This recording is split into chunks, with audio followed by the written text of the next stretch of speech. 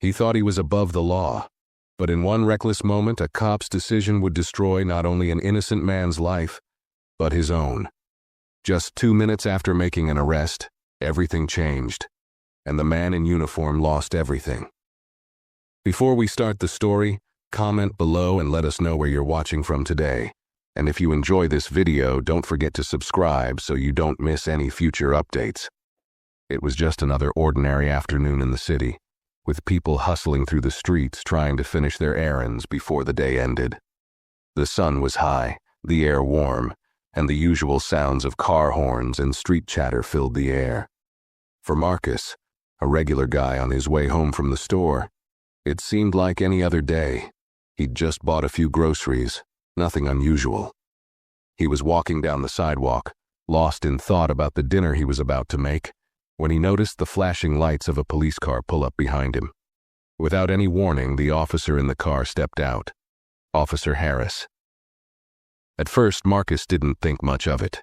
Maybe the officer was just stopping to ask something or make sure everything was okay. But when Officer Harris called out to him, Marcus felt a knot form in his stomach. "Hey you, stop right there," Harris shouted, his voice sharp and commanding. Marcus turned, confused. "Is something wrong, officer?" Harris didn't respond kindly. "You're under arrest for trespassing. Step over here." Marcus was taken aback. He hadn't done anything wrong. He wasn't on private property or breaking any laws. He was just walking home like everyone else. His mind raced as he tried to figure out what was happening. He tried to explain himself, but Harris wasn't listening. "I didn't do anything wrong, officer. I'm just trying to get home," Marcus said, trying to stay calm. But Harris wasn't interested in hearing him out. Without any warning, Harris grabbed Marcus's arm and yanked him towards the car. Marcus pulled back, his confusion turning into frustration. "What is going on? Why am I being arrested?" he asked, his voice shaking. The officer didn't answer. Instead, Harris got even more aggressive, shoving Marcus towards the car. People nearby started noticing, and a few onlookers began pulling out their phones, sensing that something wasn't right. Marcus tried to stay composed, but the situation was escalating fast. He didn't know it yet, but this moment would change everything.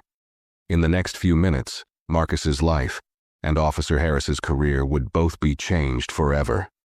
As Officer Harris forcefully pulled Marcus toward the patrol car, the crowd around them began to grow. The tension was thick in the air. People whispered, some exchanging nervous glances, unsure whether they should intervene or just stay out of it. Marcus, still trying to make sense of what was happening, felt his heart race. He hadn't done anything to deserve this treatment.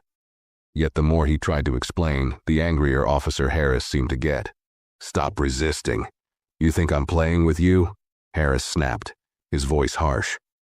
The grip on Marcus's arm tightened, and the officer shoved him against the side of the police car. Marcus, still in disbelief, tried to speak up again. "Please, I haven't done anything wrong. I'm just trying to get home," he said, his voice barely above a whisper, as if trying to reason with the officer's rage. But there was no reasoning with Officer Harris. The more he tried to hold on to his composure, the more Harris seemed to lose control. The officer's anger flared up, and without warning, he slammed Marcus's hands behind his back and cuffed him roughly. People watching from a distance began to murmur in disbelief, but no one stepped forward. They knew what happened when you challenged a cop, especially in this neighborhood. It was easier to just stay silent and hope things would resolve themselves. Just as Harris was about to shove Marcus into the back of the patrol car, a voice cut through the chaos. "Hey, what the hell is going on?" a man shouted from the crowd, his phone held high, recording the scene. The officer froze for a split second, and then, in that moment, something shifted. A small part of Harris's confidence cracked. He looked around, seeing the phone in the man's hand, and his face twisted in frustration. For a brief moment, Harris hesitated. But then, as if deciding it didn't matter, he turned his attention back to Marcus, dismissing the crowd as if they were invisible. Little did he know, that phone, that single recording would be the key to everything. Marcus, still in shock, finally managed to say something he hadn't thought he'd have to. "You're making a mistake, officer. I swear to you I'm innocent." But Harris wasn't listening anymore. He just shoved Marcus into the back of the car and slammed the door shut, not realizing that his mistake had already been documented for the world to see. Within minutes of the arrest, the situation began to unfold in ways Officer Harris couldn't have predicted. The video of Marcus being shoved into the patrol car spread like wildfire. At first, it was just a few people sharing it on social media. But before long, it hit the local news feeds, sparking outrage from anyone who had seen it. The clip showed the officer's aggressive behavior, the roughness of the arrest, and Marcus's attempts to explain that he hadn't done anything wrong. The video caught the attention of several prominent social media accounts, and soon, hashtags like #Justice for Marcus and #Police Abuse were trending. People couldn't believe what they were watching. How could an officer act like this in broad daylight, in front of so many witnesses and without any clear reason? Was this really happening? Back at the station, Officer Harris had no idea the firestorm he'd ignited. He was still focused on getting the paperwork for the arrest done, thinking it would be another routine day in the office. He had no idea that within the next few hours, everything would come crashing down. The first sign of trouble came when his phone buzzed with a notification. It was a message from his partner, Officer Johnson. "The video is all over social media. This is bad.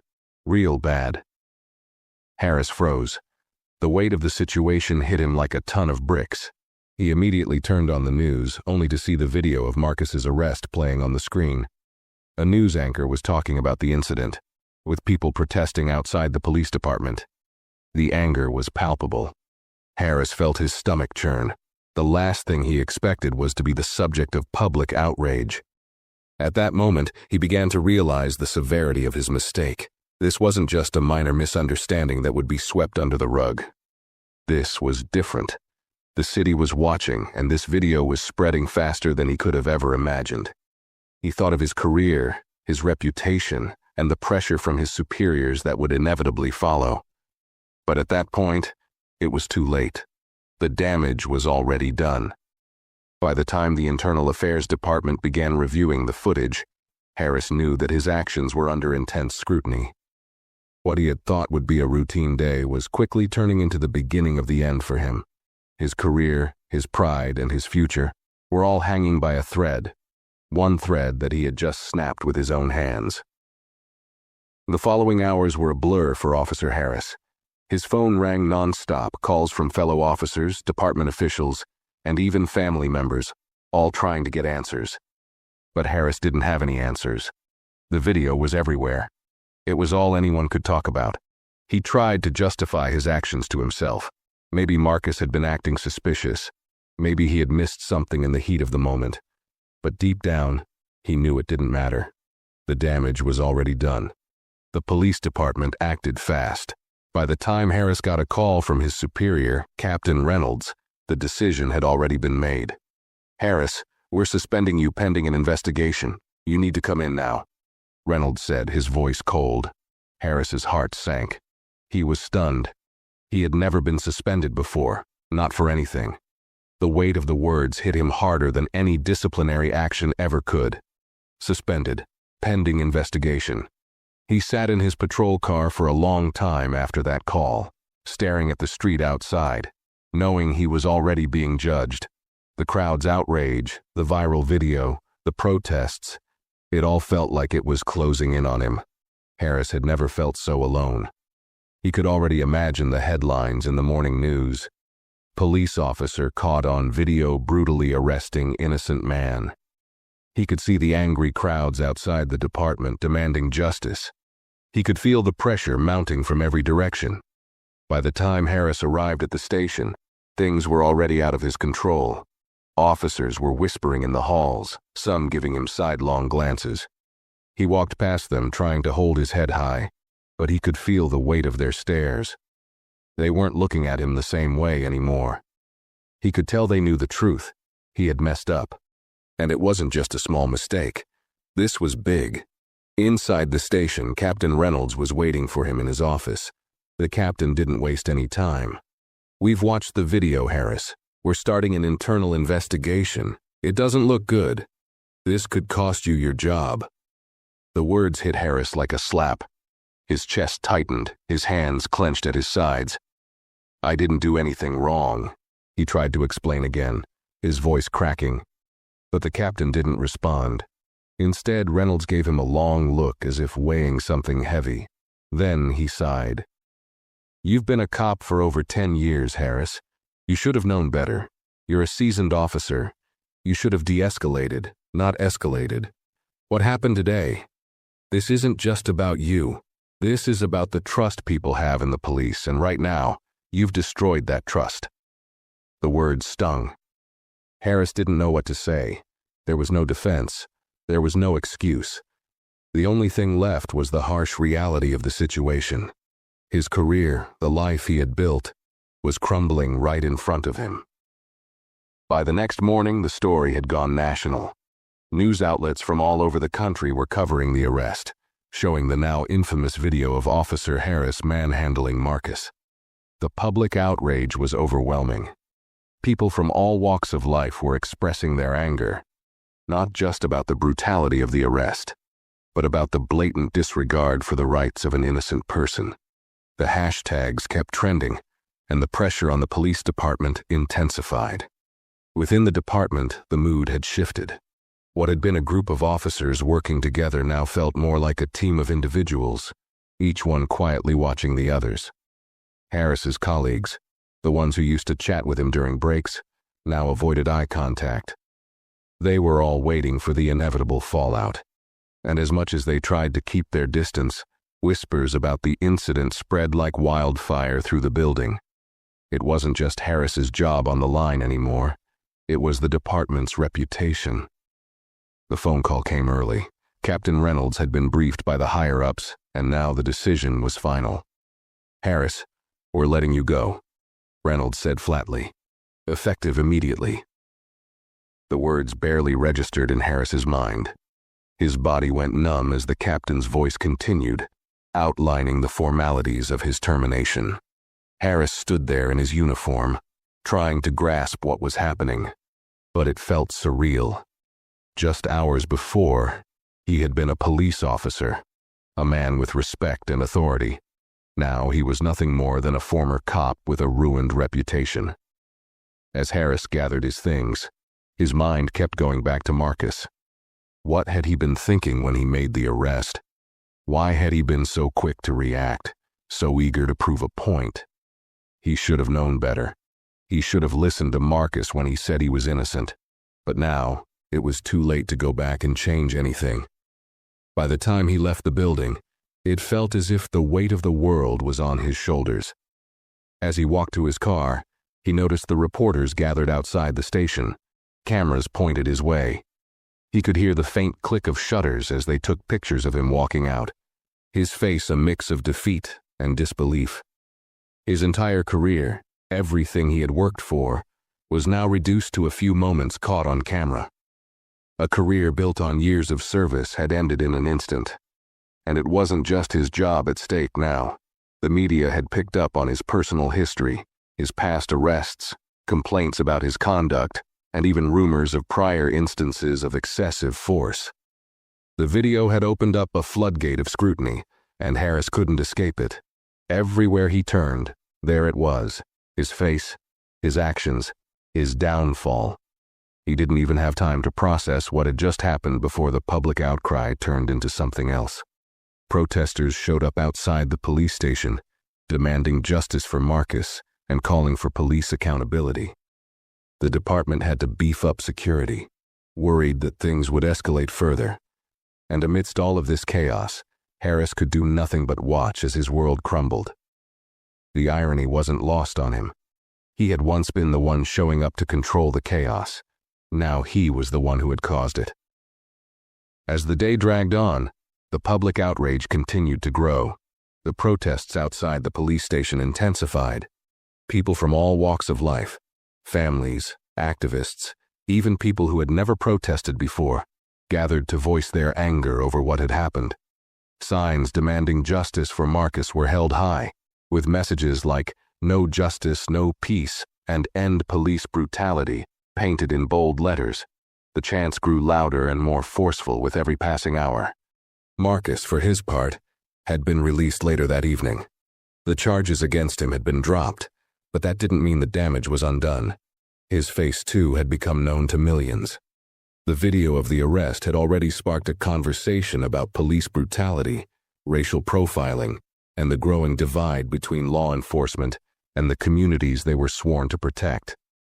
Marcus, however, wasn't focused on the public spectacle or the media frenzy. He was still processing the traumatic experience. He hadn't done anything wrong. He was just in the wrong place at the wrong time. But now, he was left with the emotional scars of that arrest, and the fear that such incidents might continue to happen to others. As the days went by, Harris couldn't escape the media storm. Every time he turned on the TV or opened his phone, there it was. His face, his name, his downfall. News outlets ran endless stories about the incident, showing the video on a loop, dissecting his every move. The coverage was relentless. He was called everything from a symbol of police misconduct to a rogue officer. Former colleagues distanced themselves from him, some even commenting publicly that they were disappointed in Harris's actions. The public backlash was so fierce that even his own family began to feel the pressure. His wife, who had always been supportive, barely spoke to him anymore. She had to deal with the judgment and the whispers of neighbors and friends, all while trying to keep their children out of the spotlight. Harris's name was now synonymous with failure and disgrace. The city council had called for an emergency meeting, and demands for an independent investigation into police practices grew louder. Harris was no longer just a man facing consequences for a single mistake. He was a part of a much larger conversation about systemic issues within law enforcement. And the more he tried to avoid the spotlight, the more it seemed to find him. Meanwhile, at the police department, the fallout was still unfolding. Officers who had once been his allies were now questioning his actions. The internal investigation into Harris's conduct was progressing quickly. Surveillance footage from the body cameras, witness statements, and the viral video all painted the same picture. Harris had acted inappropriately, and his behavior had been unprovoked. The more the department dug, the more questions arose about Harris's judgment and past conduct. There were complaints dating back years, whispers of excessive force, and reports of unchecked aggression. It was becoming clear that Harris had built a reputation for pushing boundaries, and now that reputation was catching up to him. The chief of police, desperate to regain the department's credibility, made a public statement condemning Harris's actions and promising accountability. He assured the public that this kind of behavior wouldn't be tolerated, and that the department was working hard to ensure something like this would never happen again. But Harris knew the truth. No matter what the department said now, it wouldn't be enough.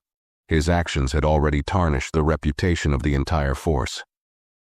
Harris sat in his living room that night, staring blankly at the TV, which was still broadcasting the protests and news about the incident. His world felt like it was collapsing around him. He had always believed that he was doing the right thing as a cop, that his role was to protect and serve, but now he was the one being judged. And the truth was, he couldn't change what had already happened. The career he had spent over a decade building was gone, erased in a matter of hours. The more he thought about it, the more it felt like a nightmare he couldn't wake up from. The following days felt like an endless blur of interviews, meetings, and endless news cycles. Harris's name was plastered across every headline, his face a symbol of everything wrong with law enforcement in the eyes of the public. As the days passed, his suspension became permanent, and the decision to fire him was finalized. It wasn't just the department that had turned its back on him. His entire world had shifted. The public, his colleagues, and even his family had all started to see him in a different light. One evening, after hours of trying to avoid the media, Harris finally sat down with his wife, Lauren. The tension between them had been building since the incident. She hadn't said much, but Harris could feel the weight of her silence. It was as if the entire house had been covered in a thin layer of ice.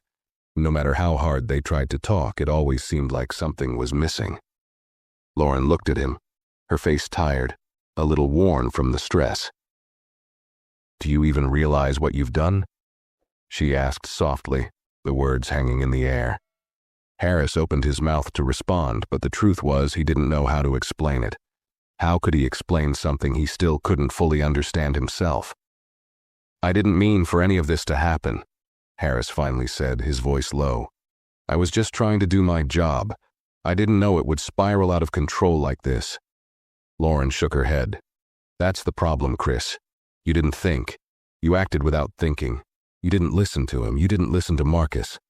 Her words hit harder than he expected. It wasn't the anger he had feared. It was the disappointment. It was the one thing he wasn't sure he could live with. Harris rubbed his face, trying to find the right words. "I never meant to hurt him," he said quietly. "I never meant for things to go that far.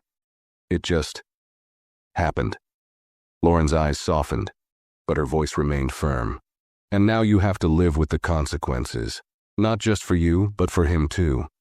And for everything you've worked for. Do you even realize that? What happens next?" Harris didn't have an answer.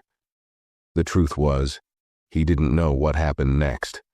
The fallout from the arrest was too much to handle. The investigation was intensifying, and with every passing day, the department's scrutiny grew. Even if he were somehow cleared of wrongdoing, his career as a police officer would never be the same. The shame was crushing. Harris had always been proud of his work, his role in keeping the streets safe. But now, he was no different than the criminals he used to arrest. He had crossed a line, and no amount of regret or apology could change that. Marcus's face, the way he had pleaded with Harris, the desperation in his voice, it haunted him. He hadn't seen Marcus as a person. He had seen him as a suspect, as an obstacle to his authority. And in that moment, everything that he had sworn to uphold as a cop had slipped away. Later that evening, the phone rang again. It was his lawyer, calling to update him on the investigation.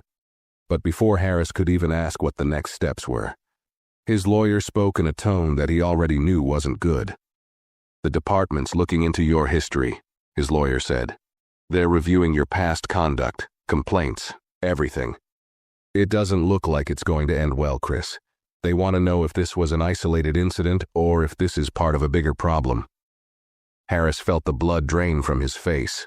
He knew what that meant. This wasn't just about one arrest anymore. The internal review was digging into every part of his career, every complaint, every report, and with every new detail, it became clearer. The officer he had been, brash, quick to use force, and sometimes reckless, was now a liability to the department.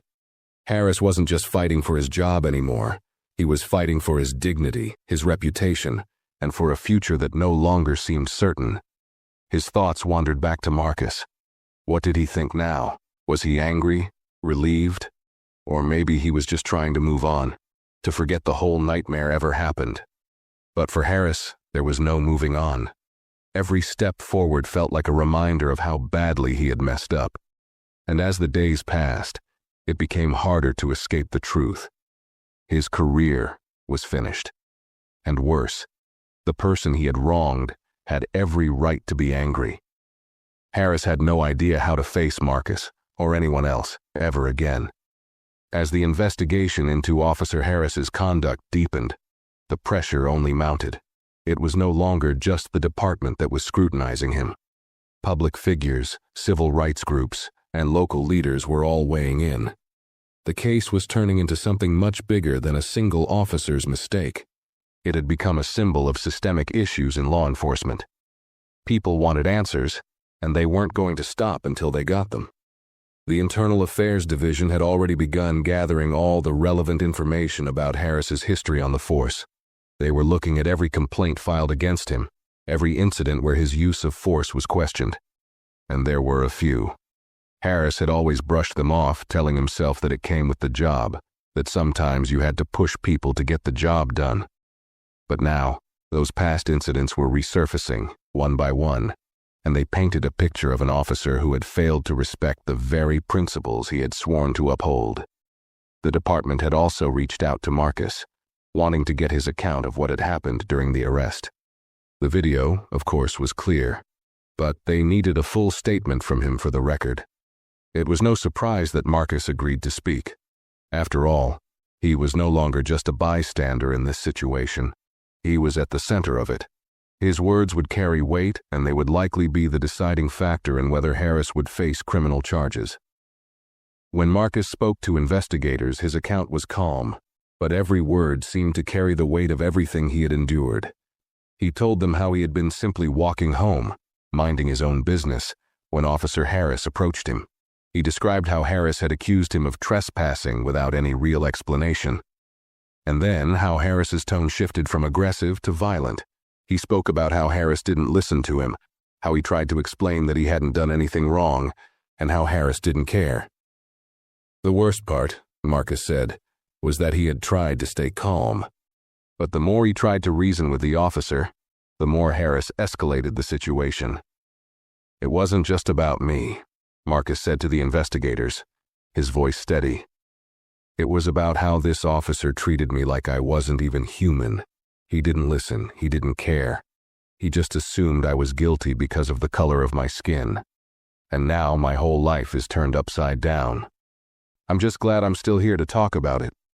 As Marcus spoke, Harris sat at home, waiting for any updates from his lawyer. He could feel the weight of his actions pressing down on him with every passing minute. His mind kept going back to that moment when he had grabbed Marcus's arm, when he had chosen to escalate the situation instead of de-escalating it. That moment had been his downfall.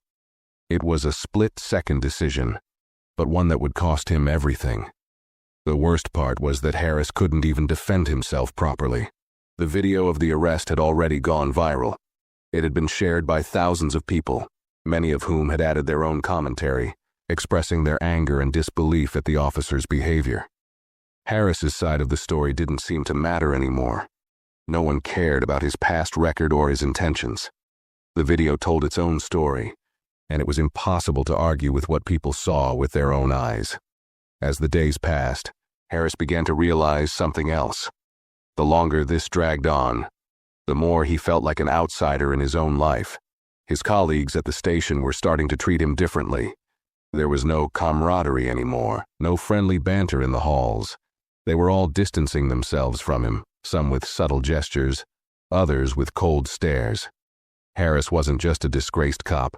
He had become a symbol of everything people were trying to fight against. It was as if his entire career had been reduced to a single, unforgivable mistake. Harris sat in his living room, scrolling through the endless social media posts about the incident. He saw Marcus's name mentioned in countless tweets, articles, and news stories. The public had rallied behind him, demanding justice, and rightfully so. Marcus had been the victim here, and Harris had been the one responsible for the harm. The more he thought about it, the more Harris realized that Marcus wasn't just another civilian he had arrested. Marcus was a person who had been treated unfairly, and who now had to deal with the aftermath of his actions. Harris knew there was no way to undo the damage.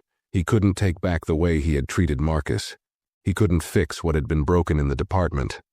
And as the investigation moved forward, it seemed like the only thing left for him to do was to face the consequences of his actions.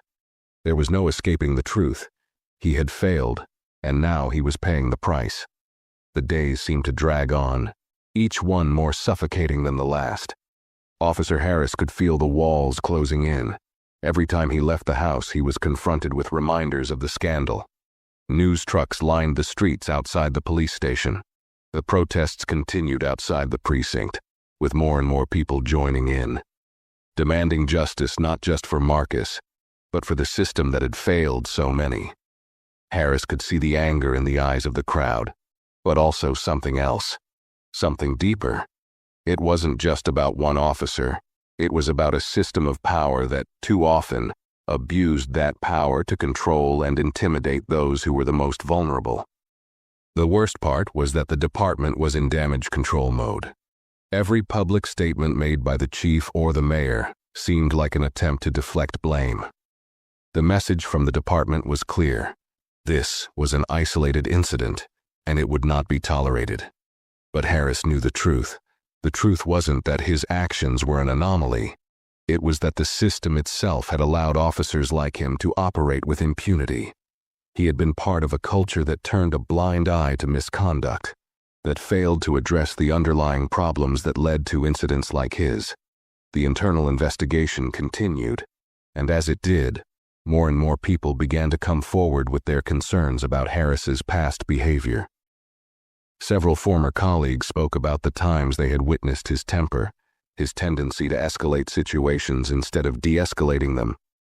Some even mentioned how they had seen him use excessive force in the past, but they had never reported it, either out of fear of retribution or because they felt the department would cover it up. Now, those same colleagues were speaking out, but it was too late. The damage had already been done.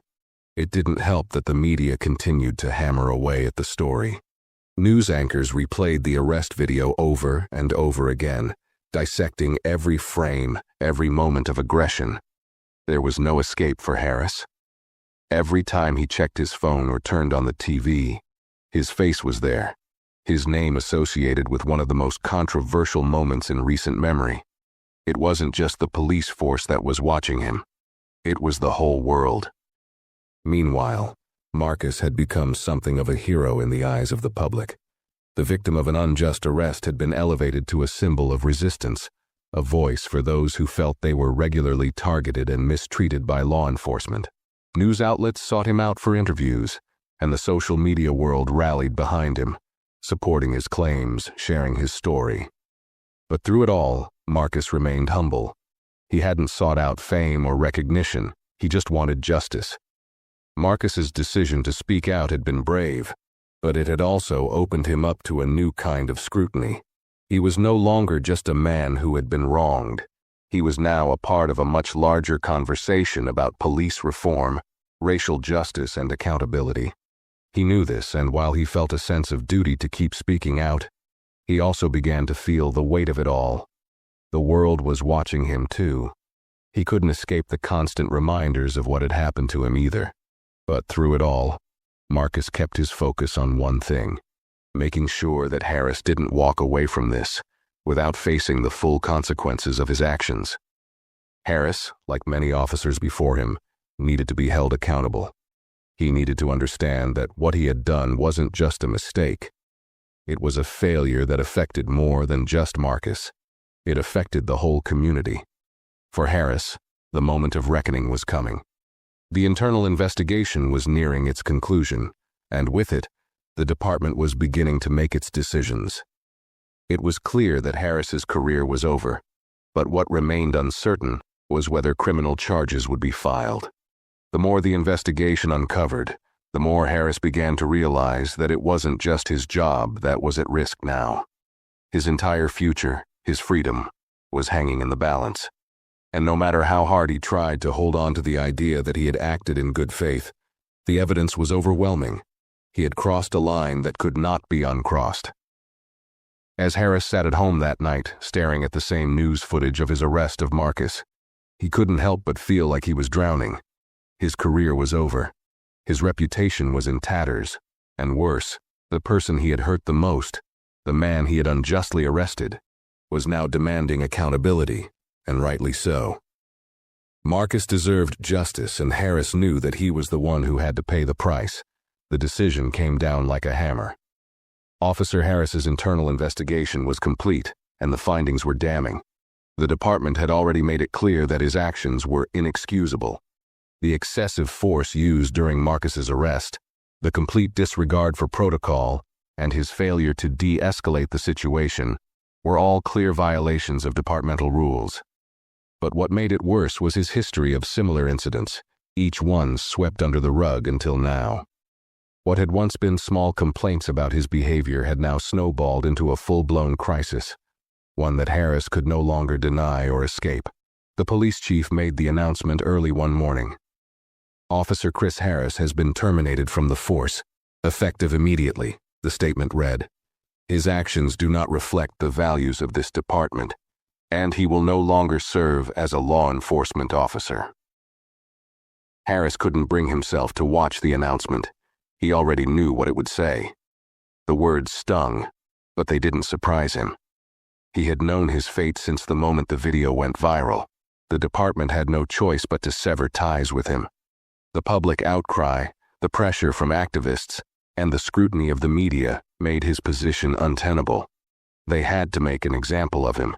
But even though he had expected it, even though he knew this was coming, the reality of losing his career was still hard to grasp. It wasn't just about the badge. It was about the identity that he had built for himself over the years. Harris had always seen himself as someone who upheld the law, someone who made the streets safer. He had prided himself on being a good officer, a man who had earned the respect of his peers. Now, in an instant, it was all gone. The weight of the situation hit him hardest in the quiet moments, when he was alone with his thoughts. It wasn't just the career he had lost, it was the trust he had broken. Harris had spent years trying to convince himself that he was a protector, someone who stood on the right side of the law. But now, he had to face the truth. His actions that day were a betrayal of everything he once believed in. He hadn't protected Marcus. He had harmed him. He had abused his power and used his authority to intimidate someone who was innocent. Meanwhile, Marcus, though still dealing with the aftermath of the arrest, found himself at the center of a movement. He wasn't seeking fame, but the world had turned its attention to him. Activists from across the country reached out, offering support. News outlets continued to cover his story, framing him as a victim of police brutality but also as a symbol of resilience. People began organizing for reform, and Marcus's name became one of the many rallying cries for justice. It was clear that, despite everything that had happened to him, he had become a voice for something bigger. But Marcus wasn't focused on the spotlight. As he continued his fight for justice, he kept thinking about what it would take to change things for good. He knew that Harris's termination wasn't enough. It was a step, sure, but it wasn't the end. It was part of a larger problem, one that needed fixing from the ground up. No single case, no matter how high profile, would change the system overnight. But if his story could help spark change, if it could lead to real reforms in how police officers were held accountable, then maybe there was hope. Harris, on the other hand, was left to pick up the pieces of his shattered life. The termination was only the beginning. With the department's decision to fire him, criminal charges were now a real possibility. The video had made it clear. Harris had acted outside the law. The district attorney's office was reviewing the case, and it was only a matter of time before they decided whether or not to press charges. As if losing his career wasn't enough, now Harris was faced with the very real prospect of facing legal consequences for his actions. In the quiet of his apartment, he thought about what it would mean if he were charged. What if he went to jail? What if his life as he knew it was destroyed for good? The thought consumed him. There were no easy answers, no way to undo the damage he had caused. All he had now was the fallout, the broken trust, the ruined reputation, and the haunting question of how he could have allowed things to get so far. It was clear to Harris that the consequences of his actions weren't going to end with his firing. The storm was far from over, and he was only beginning to understand just how deep the damage ran. As the days turned into weeks, Harris's world became smaller. The public firestorm was not over. It only seemed to grow with each passing day. News outlets, social media, and protesters, everyone continued to scrutinize him. Every time he left his apartment, he felt the weight of people's eyes on him, as if they could see the failure etched on his face. His family, too, felt the strain. His wife, Lauren, had withdrawn even further. The arguments had become more frequent, the silence between them more suffocating. They were barely speaking anymore, and even when they did, it always seemed like the same question hung in the air. What now? Harris had spent years convincing himself that being a police officer was his calling, his purpose. But now, all that was gone. The badge he wore, the uniform, everything he had identified with for so long no longer had any meaning. All he had left was the crushing guilt that came with knowing he had hurt someone. An innocent man who had done nothing to deserve the treatment he received. But it wasn't just Marcus. Harris's actions had affected his entire family, his colleagues, and the community he once thought he was helping. He had damaged the trust that people needed to have in law enforcement, and it felt like that trust would never be repaired. Meanwhile, Marcus continued his fight for justice, and Harris could do nothing but watch. He had heard from his lawyer that criminal charges were now being seriously considered. The investigation into his actions was not just an internal matter, it was now a criminal case. The footage from the bystander's phone, showing Marcus's rough arrest and Harris's aggression, had become the key piece of evidence. And it wasn't just that. There were the past complaints about Harris's conduct, the previous incidents where he had used excessive force, all coming to light. The more they dug into his record, the more it seemed like Harris had been skating by for years, shielded by the system. Now the truth was out, and he couldn't hide from it. Harris's lawyer, a man who had been trying to manage the mess of the situation, finally called with the news that Harris had been dreading. "The district attorney is filing charges," the lawyer said, his voice flat, as if he were reading from a script. "You're looking at possible assault charges and misconduct in office. If this goes to trial, it could get ugly. And even if you're acquitted, your life, your career will be over. There's no coming back from this." Harris sat in silence as the weight of the words settled over him.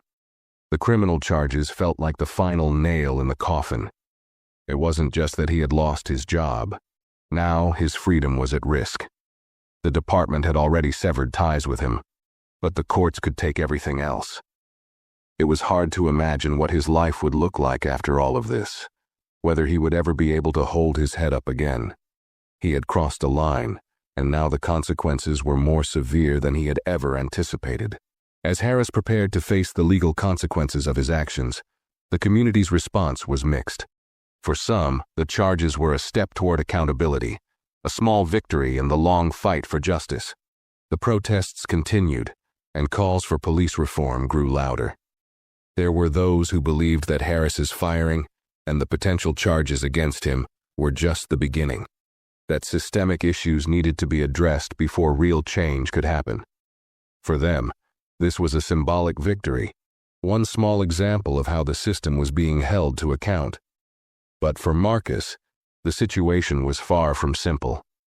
The attention he had received, both positive and negative, was overwhelming.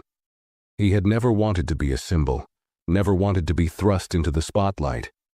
He had just wanted to go home that day, to get on with his life.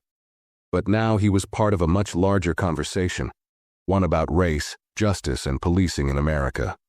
The media loved a good story, and his story had become a rallying cry for people who felt like they had been ignored for far too long. Marcus had been interviewed by so many reporters, so many news outlets, that it was hard to keep track. The questions always seemed to circle around the same theme. How did it feel to be the victim of police brutality? What did you want to see happen to Officer Harris? He answered them all with the same calm composure. But internally he was struggling. It wasn't just about him anymore. It was about every black person who had been treated unfairly by the police, about every person who had been subjected to racial profiling or brutality. Marcus knew that this case could serve as a turning point, but he also knew that the road ahead would be long and fraught with challenges. He wasn't sure what justice looked like anymore. He wasn't sure what would make things right. For all the media attention and public support, Marcus couldn't escape the pain of that day, the feeling of helplessness as he was manhandled by a man who was supposed to protect him.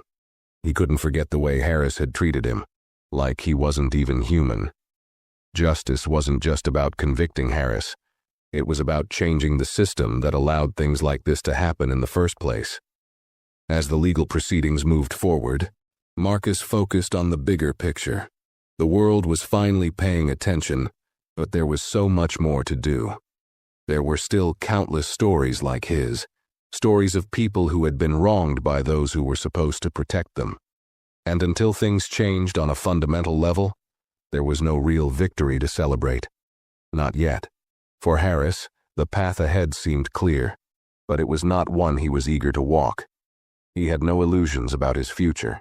He had made his choices, and now he had to live with them. The legal battle was just beginning, and whether or not he was found guilty, it would be a long time before he could escape the shadows of his own actions. His career was over. His reputation was shattered. and the question of whether he could ever find redemption, whether he could ever look in the mirror and be proud of the man he saw, was something he wasn't sure he would ever be able to answer. The trial loomed over Harris like a dark cloud, each day bringing him closer to a confrontation he had spent weeks dreading. The district attorney's office had made it clear. They were going after him with everything they had. The video footage, Marcus's testimony, the mounting evidence from previous complaints. It was all stacked against him. Harris's lawyer tried to prepare him for the worst, advising him to expect a conviction, especially given the public sentiment. The media circus surrounding the case wasn't helping. The public had already decided. The trial was no longer just about one officer's actions. It had become a referendum on police brutality, on the very relationship between law enforcement and the communities they served. As Harris sat in his lawyer's office reviewing the case, he couldn't shake the feeling that everything had spiraled out of control. This was no longer just about him. This was bigger than one man, one mistake. His entire career had led to this moment, the moment when he realized how fragile his life as a police officer had been. He had been a cog in a system that many felt was broken beyond repair. Even if he managed to avoid jail, he would never escape the public shame. There was no going back. His name would forever be associated with the viral video, with the anger and frustration of so many people who had watched it unfold. The media coverage of the trial became increasingly heated. It wasn't just the sensationalism of the police scandal anymore. It was the fight for justice, for a system that could no longer afford to turn a blind eye to the actions of a few bad actors. The courtroom was packed with protesters, supporters, and onlookers, all hoping that this case would be a turning point. They wanted Harris to be held accountable, but they also wanted something more, a change, a promise that no officer would get away with abusing their power again. Inside the courtroom, Harris sat rigid, trying to hold his composure. Marcus was on the witness stand, and Harris couldn't help but watch as the man he had wronged recounted the details of the arrest, his voice steady and firm. Every word felt like a slap in the face. Harris had never truly understood the weight of what he had done until he heard Marcus speak. The frustration, the fear, the helplessness in his voice. It all cut through the room like a knife. Marcus wasn't just telling his story. He was speaking for everyone who had ever been mistreated by the police, everyone who had suffered at the hands of an officer like Harris. But as much as Harris tried to focus on the proceedings, a part of him couldn't shake the thought that no matter what happened in that courtroom, he had already lost. Even if the jury found him not guilty, the verdict would be irrelevant. He had lost his job, his reputation, and his place in the community. But worse, he had lost his own sense of who he was. The trial finally came to a close after weeks of tension. The jury deliberated for hours, the weight of their decision hanging over the courtroom like a ticking clock. Harris sat there, the dread slowly building in his chest. The outcome of this trial would determine not just his freedom, but his legacy. Would he walk out of that courtroom a free man, or would he face the consequences of his actions? It was a question that had kept him awake at night, and now it was time for an answer. When the jury returned, the air was thick with anticipation. Harris's hands were clammy as he gripped the edge of his seat. The judge called for silence as the jury foreman stood to deliver the verdict. The room seemed to hold its breath. We, the jury, find the defendant, Officer Chris Harris, guilty of assault and misconduct in office. The words hit Harris like a punch to the stomach. For a moment, everything around him seemed to fade. He could barely hear the rest of the judge's instructions as the reality of the conviction settled in. He had been found guilty. There was no escaping it now. The man he had wronged, Marcus, had won, and Harris had lost everything. The courtroom erupted in mixed reactions. Some people cheered, relieved that justice had been served. Others remained silent, their faces stoic, as if they too understood that this wasn't just about Harris. It was about a much larger issue. Marcus's supporters, who had been fighting for accountability for so long, were now seeing the first real step toward justice. But for Harris, there was no sense of victory in the air. There was only the crushing weight of defeat, the realization that his entire career had crumbled under the weight of his own actions. The sentencing hearing was scheduled for the following week, but Harris knew that the damage had already been done. The trial had shown the world what kind of officer he had been, and it wasn't the kind of man anyone wanted to be associated with. He had lost his career, his integrity, and his freedom. The road ahead would be filled with legal battles, media scrutiny, and, most likely, time in prison. But the hardest part, the part that would haunt him for the rest of his life, was the fact that he had no one to blame but himself. The system had failed him, but it had also failed Marcus. And the pain of knowing that he had been the one to perpetuate that cycle of violence and injustice was something Harris wasn't sure he could ever live with. The sentencing was the final blow. Harris was handed a prison sentence, not just for the assault on Marcus, but for the years of misconduct that had finally come to light. The judge, who had listened to the testimonies and reviewed the evidence, made it clear that this wasn't just about one mistake. It was about a pattern of behavior that had gone unchecked for far too long. Harris had broken the law, but he had also broken the trust that the public placed in their police officers. As the judge passed down the sentence, Harris's thoughts were numb. He had known it was coming, but hearing the words out loud still felt like a punch to the gut. Chris Harris, you are hereby sentenced to 5 years in prison for assault and misconduct in office. Your actions have damaged the trust in the police force, and you must pay for the harm you have caused. The room seemed to tilt as Harris's lawyer gave him a brief glance of sympathy before turning his attention to the legal papers in front of him. The reality of it all hit Harris like a tidal wave. He was going to prison. His career, his reputation, everything he had worked for was gone. In its place was a sentence that would strip him of his freedom and force him to confront the magnitude of his actions every single day. Outside the courtroom, the reactions were mixed. Marcus, who had been a quiet, powerful presence throughout the trial, was met with applause as he walked out, his supporters cheering for the justice they had fought so hard to see. He wasn't celebrating Harris's downfall. He was celebrating the fact that the system had worked, that accountability had been achieved, and that maybe, just maybe, this would be the first step toward real change. But Harris didn't feel like celebrating anything. He felt only a deep sense of loss, a sense of regret that nothing could undo the pain he had caused. As the handcuffs were fastened around his wrists and he was led away, he realized that he had to live with the consequences of his actions for the rest of his life. There would be no redemption, no easy way out. The system had worked, but it had worked too late for him. And now he would have to face the consequences alone. As Harris was escorted out of the courtroom, the weight of the chains on his wrists felt like an unbearable reminder of how far he had fallen. Each step, each movement seemed to drag on as he was led down the hallway to the holding cells beneath the courthouse. The sound of his footsteps echoed against the cold walls, a stark contrast to the noise of the courtroom just moments before. The cheers, the jeers, the weight of the public eye, all of it was gone now. All that was left was the reality of his actions and the life he had destroyed. Inside the cell, Harris stood silently, his back against the cold concrete wall. His mind was numb, still trying to process everything. It wasn't just the prison sentence that haunted him. It was the realization that he had been part of something much larger, something that extended far beyond the scope of his own life. He had been a small piece of a broken system, and now that system had caught up with him. The law, the structure he had sworn to uphold, had turned its back on him. He had violated it in ways that could not be undone. The questions that had been swirling in his mind since the trial seemed to take on a life of their own. What if I had done things differently?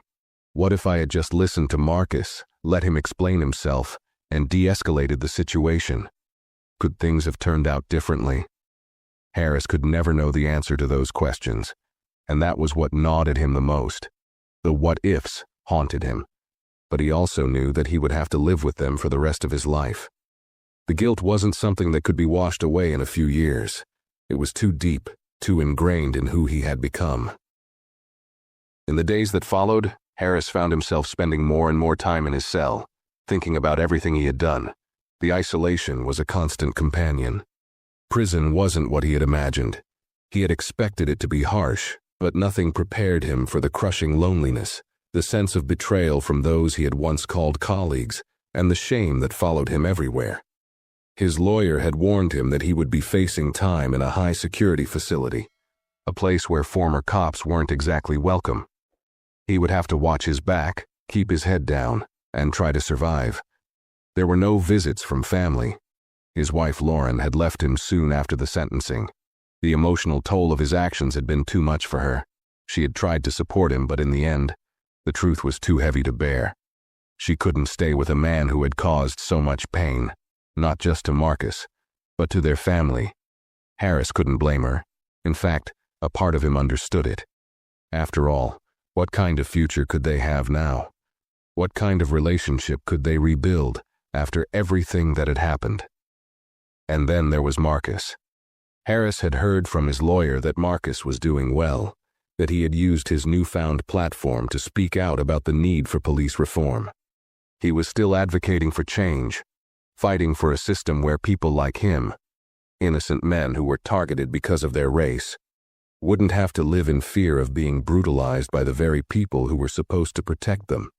Harris had followed Marcus's journey from prison, reading the articles, watching the interviews, seeing the progress that had been made in the fight for justice.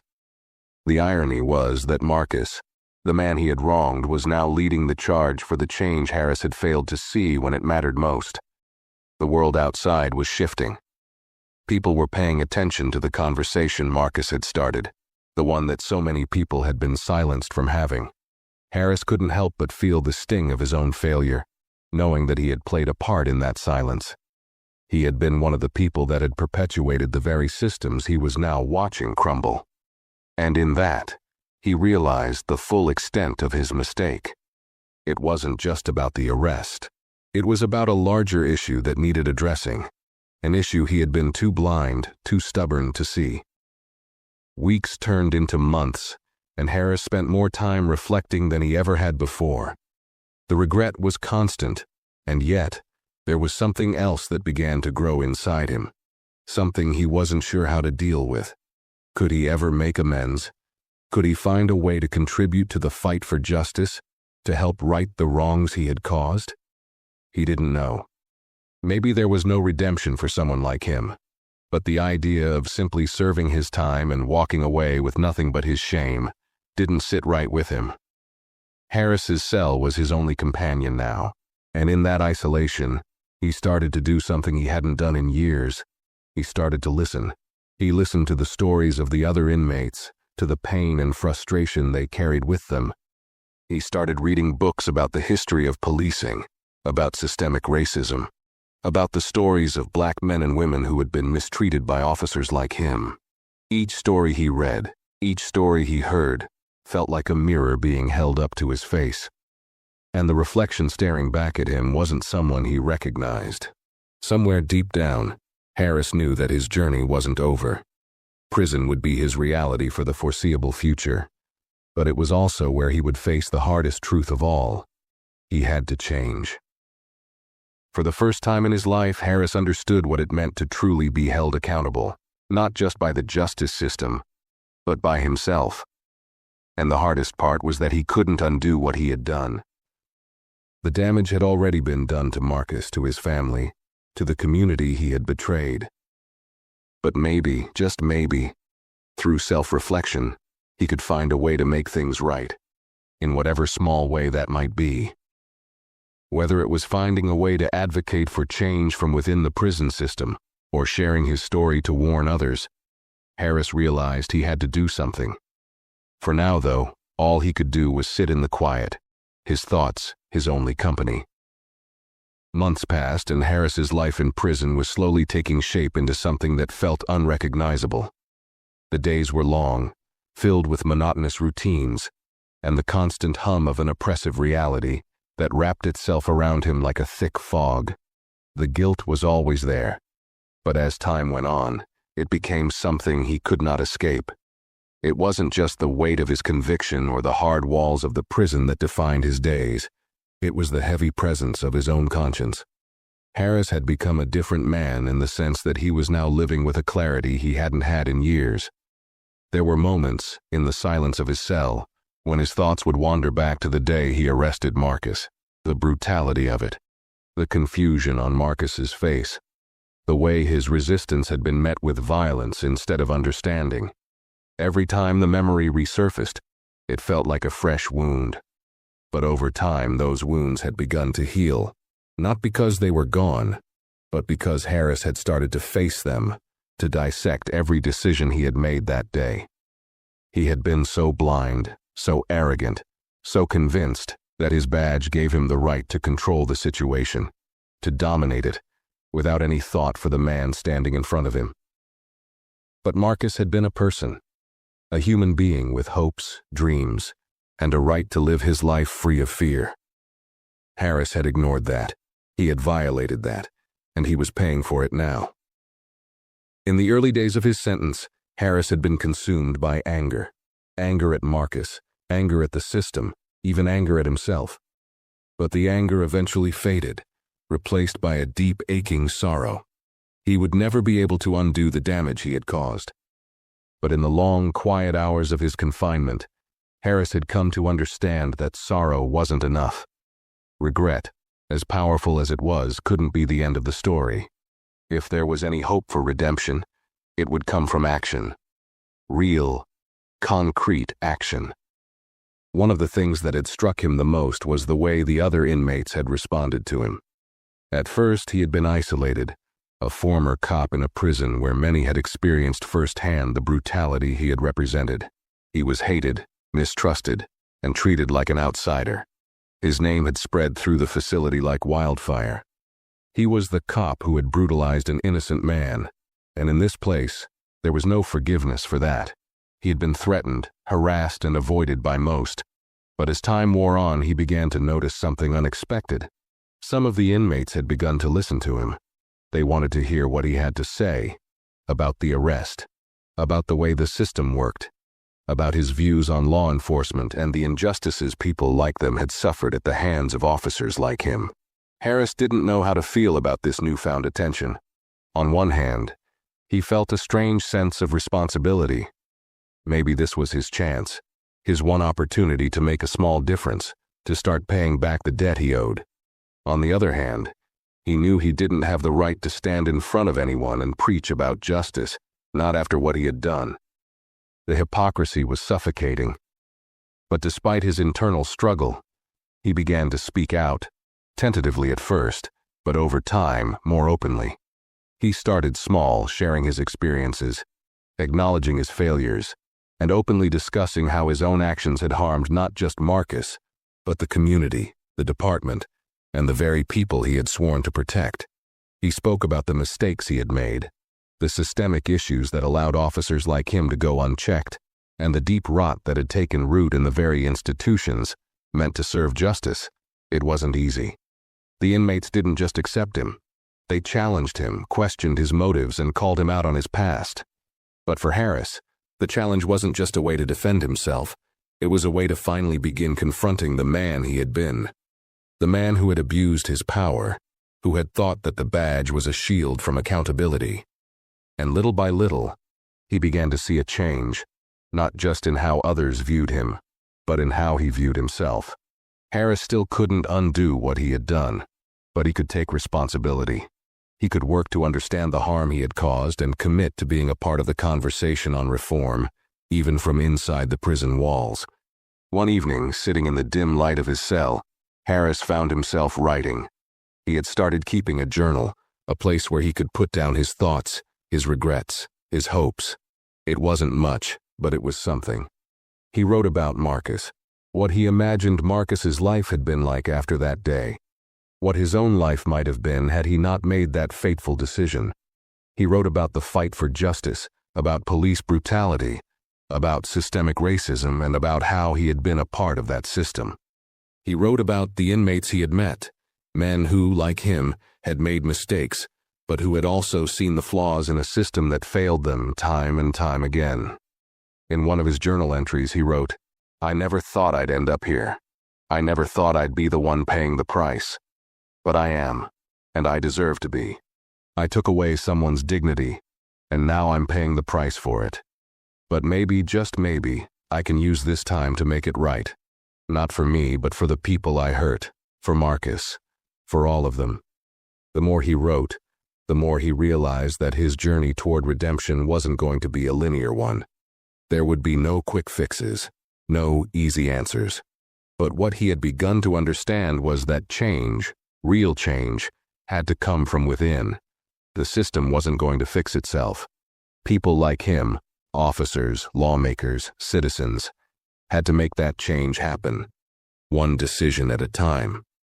And maybe, just maybe, he could contribute to that change, even from prison, even after everything he had done.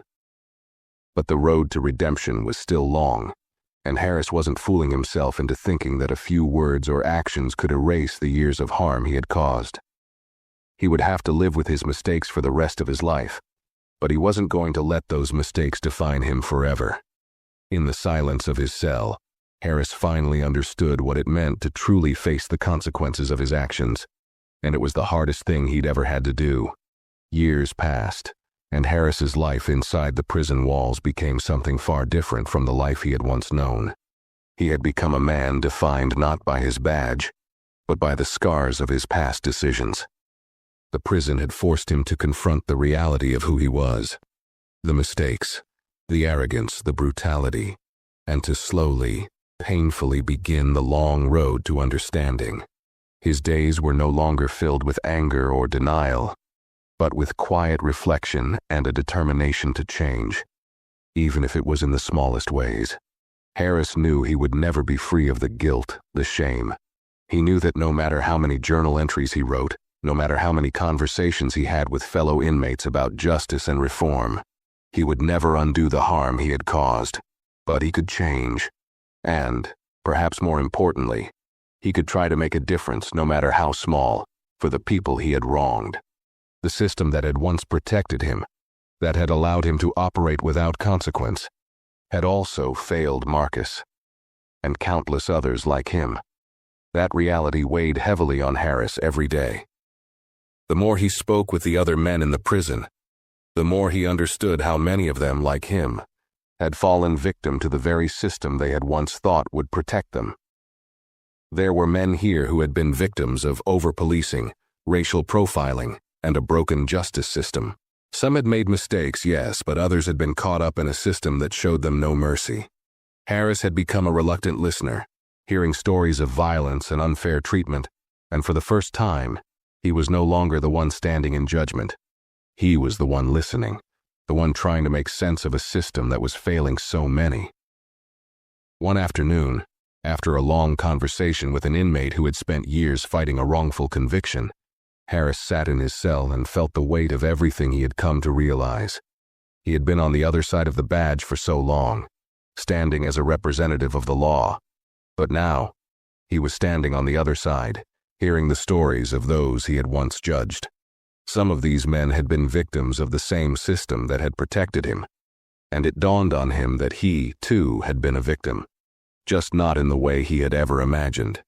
He had been part of a system that needed to be fixed, but had been too blind to see the cracks until it was too late. Harris started to think about Marcus, the man he had wronged. He had seen Marcus's name in the news, watched as he became a figurehead in the fight for justice. He had heard the rallies, the speeches, and the growing momentum for police reform. But what struck him the most was the quiet strength Marcus had shown in the aftermath of his wrongful arrest. Marcus hadn't sought revenge. He hadn't been consumed by hatred or anger. Instead, he had turned his pain into a weapon for change. Harris had watched from prison as Marcus worked tirelessly, not just to seek justice for himself, but to push for systemic change. In his journal, Harris wrote, "Every day I think of Marcus, of what he's done since that day. I think of how he took the worst thing that could happen to a person and used it to build something better. How many times have I seen people try to break him, to tear him down, but he keeps standing. Maybe that's what justice looks like, not just in the courtroom, but in the way we live our lives, the way we fight for those who have been wronged. I can't change the past, but If I can learn anything from Marcus, it's that I can still make something out of all this. Even if it's just being honest with myself and trying to listen to those I ignored for so long. Over time, Harris had begun to find a small sense of peace. It wasn't peace in the way most people would think of it, not a peace of mind or freedom from consequence, but it was a kind of peace that came from knowing he was finally taking responsibility for the man he had been. He wasn't excusing his actions. He wasn't trying to justify them. He had crossed a line that could never be uncrossed. But in prison, he had started the long process of listening, of trying to understand, and of slowly acknowledging the bigger picture. One day, a prison social worker came to talk to him about a community outreach program designed to teach inmates about the justice system and how they could help push for reform. It wasn't a path Harris had ever considered, but as the worker spoke about the potential for change, Harris felt something stir within him. Here was a chance to be part of something bigger than himself. He wasn't sure how far he could go, how much impact he could have from behind bars, but he knew that this was something he could do. It wasn't redemption. There was no redemption from what he had done, but it was something, a step however small in the right direction. Harris signed up for the program. He started talking to other inmates about what he had learned, about his own journey of self-reflection, and about the importance of understanding the system that had failed them. The more he spoke, the more he realized how much he had to learn and how much he still didn't know. But he also knew that there was no going back now. He couldn't unsee what he had seen. He couldn't forget the faces of the men and women he had wronged, and he couldn't ignore the cries for justice that continued to echo in his mind. Months turned into years, and Harris's transformation was slow but real. He still struggled with the weight of his past, but he knew he was different now. The road he had traveled had been long, painful, and filled with consequences he could never escape. But it was also a road that had, in some ways, taught him what it meant to truly confront himself, to listen, to learn, and, perhaps most importantly, to be part of the change that was needed in a broken system. In his final journal entry, Harris wrote, "I'll never forgive myself for what I did to Marcus. I'll never be able to take it back. But maybe I can help others see what I couldn't. Maybe, somehow, the lessons I've learned can help someone else avoid the mistakes I made. That's all I can do now. That's all any of us can do, start from where we are and try to make a difference no matter how small." It wasn't a redemption story, and it wasn't the happy ending Harris had once imagined for himself. But in those quiet moments, behind the cold walls of the prison, Harris had found something that, for the first time, felt like peace. A commitment to change, a willingness to listen, and a desire to help others find the same freedom that he had taken for granted all those years ago. If you liked this video, please give it a thumbs up. Share your thoughts in the comments, and make sure to subscribe for more videos like this. Thanks for watching.